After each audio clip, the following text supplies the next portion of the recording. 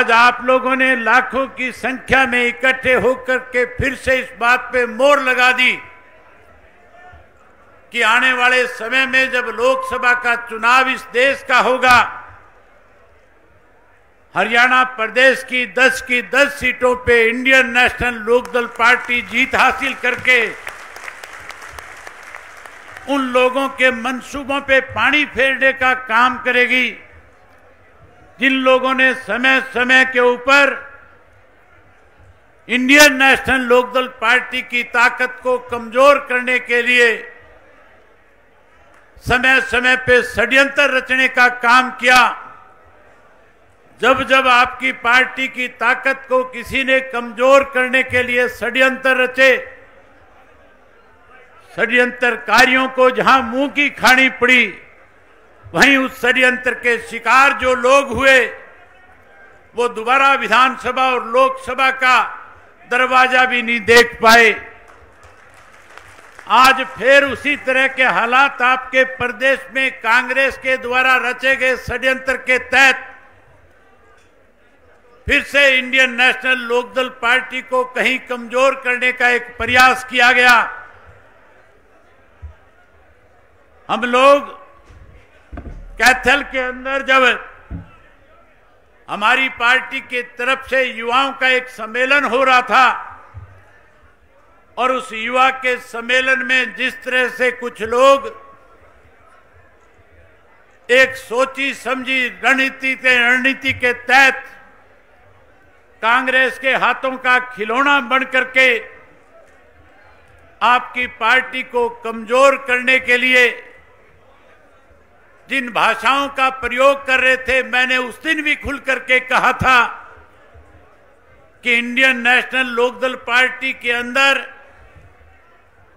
पूरे देश में इंडियन नेशनल लोकदल पार्टी की पहचान दो बातों को लेकर के है।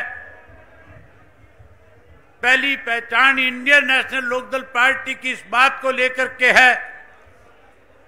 कि इस देश में अगर सबसे ज्यादा संगठित कोई पार्टी है, किसी पार्टी का संगठन सबसे ज्यादा मजबूत है,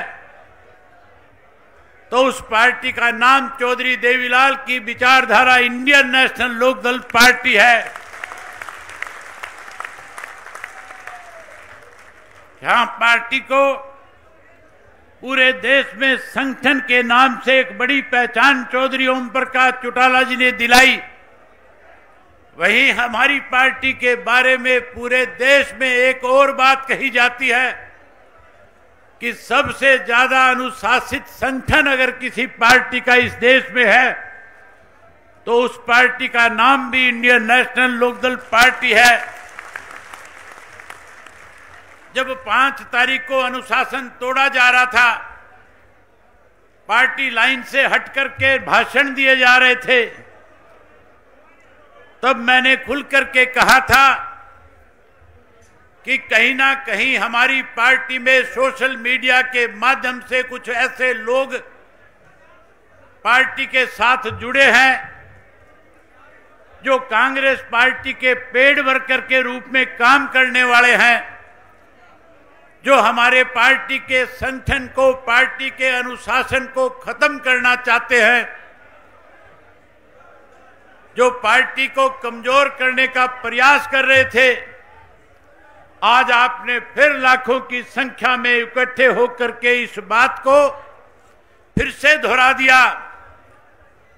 कि आने वाले समय में जिन लोगों ने पार्टी को कमजोर करने का प्रयास किया वो ना विधानसभा का दरवाजा देख पाएंगे, ना लोकसभा की दहलीज पे जा पाएंगे। अगर कोई लोकसभा की 10 सीट करके इस प्रदेश से जाएगा तो केवल और केवल इंडियन नेशनल लोकदल पार्टी का अनुशासित सिपाही इस हरियाणा प्रदेश की